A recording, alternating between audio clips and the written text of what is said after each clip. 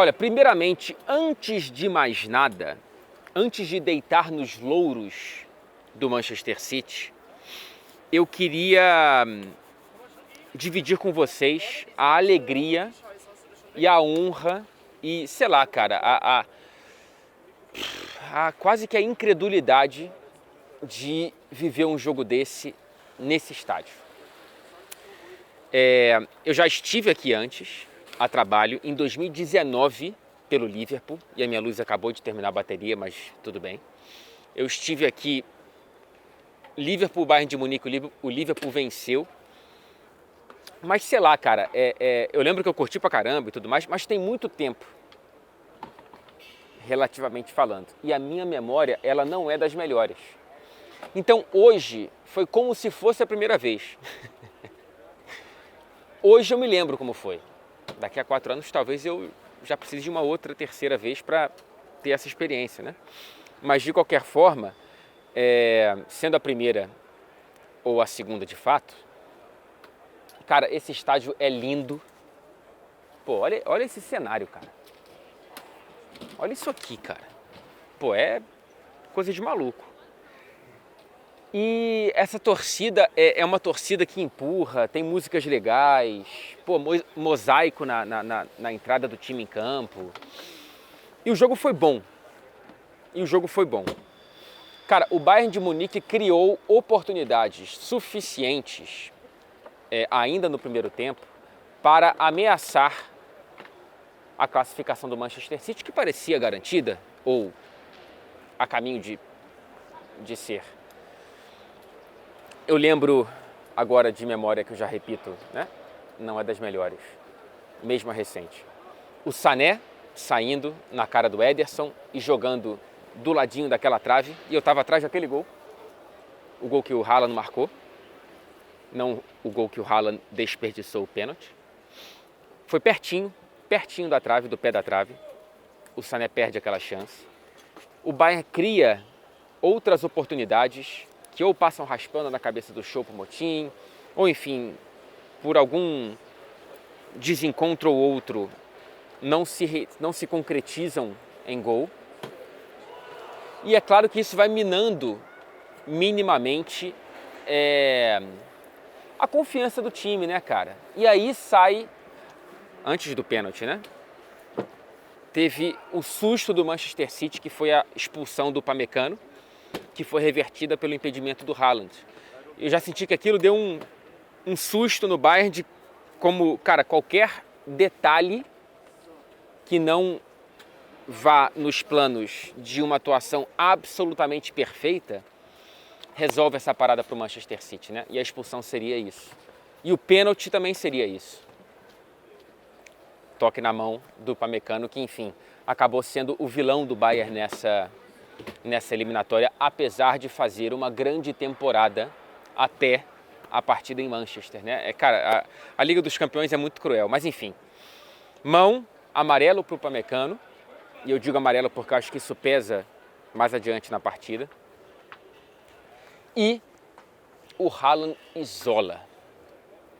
Foi meio Roberto Baggio o pênalti do Haaland, apenas o terceiro desperdiçado pelo atacante na carreira, em mais de 30 batidos, na carreira como se fosse longa, mas enfim, o aproveitamento ainda é muito bom.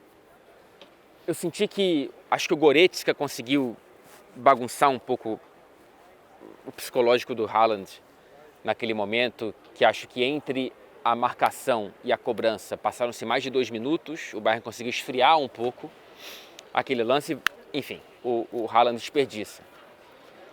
Mesmo assim, o Manchester City vai para o intervalo com o 0-0. Reage bem ao pênalti perdido. Consegue dominar mais a posse de bola, por mais que nos 2 jogos o City, curiosamente, tenha sido o time com menos posse de bola. Curiosamente, mais na primeira partida, né? Na segunda, acho que faz sentido, porque o Bayern tinha que tomar controle das ações do jogo de qualquer forma. E conseguiu fazê-lo, até certo ponto.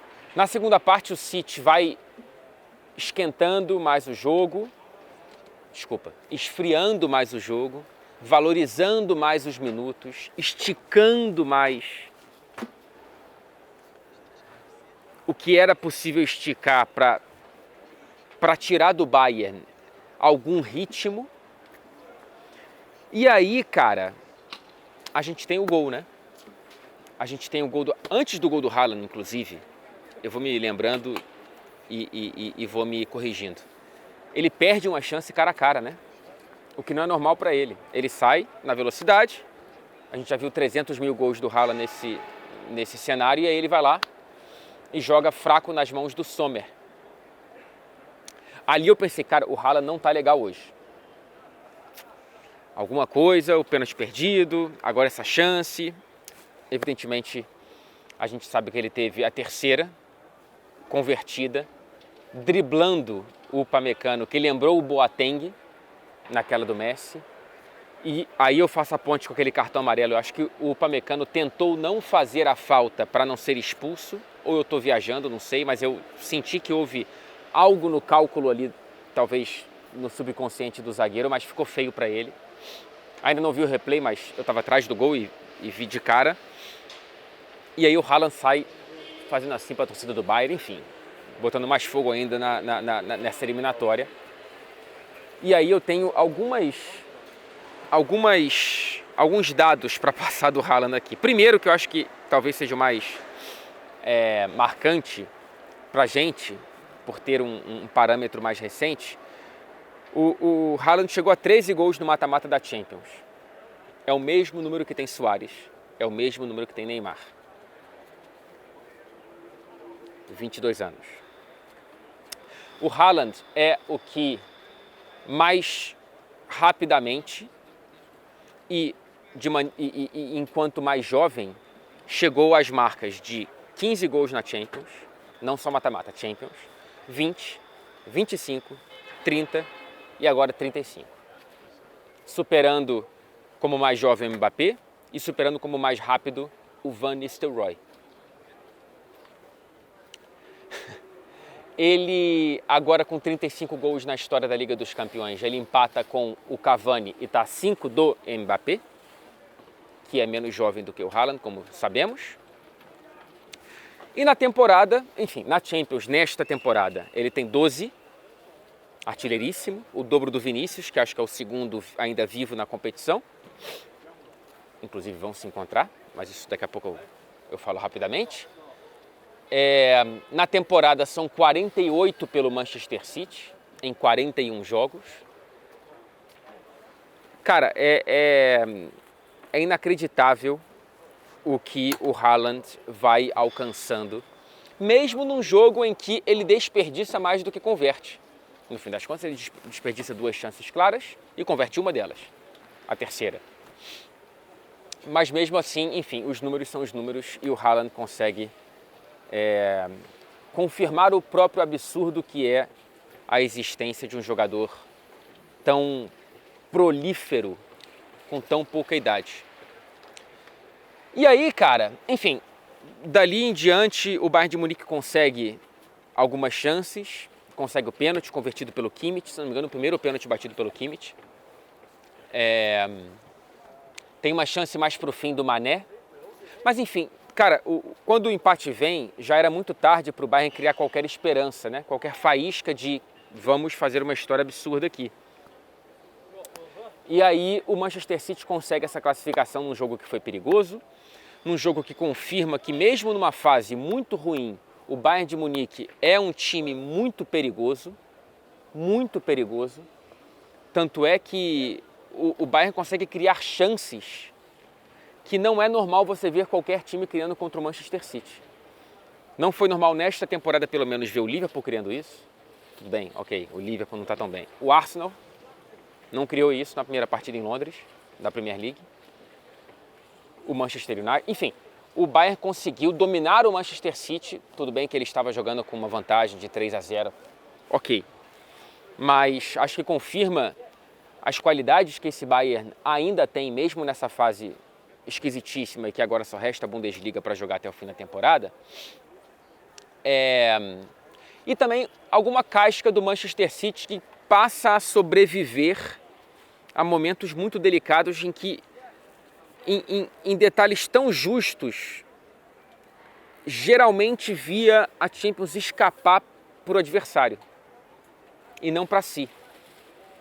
Né? Foi assim em algumas das eliminações.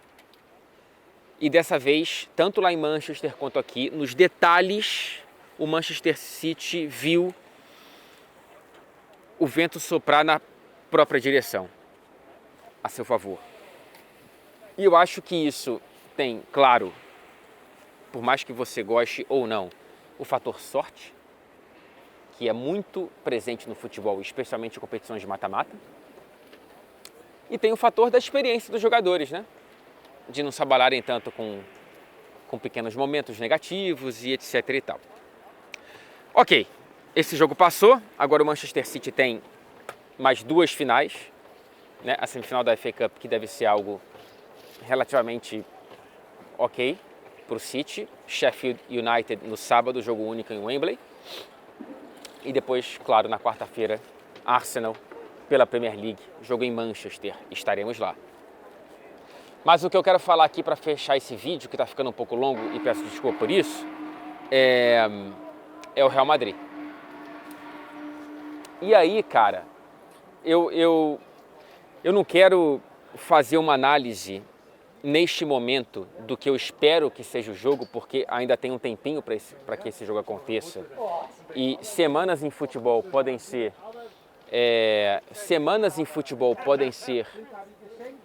mudar um pouco, sei lá, como que um time tá, como que outro tá.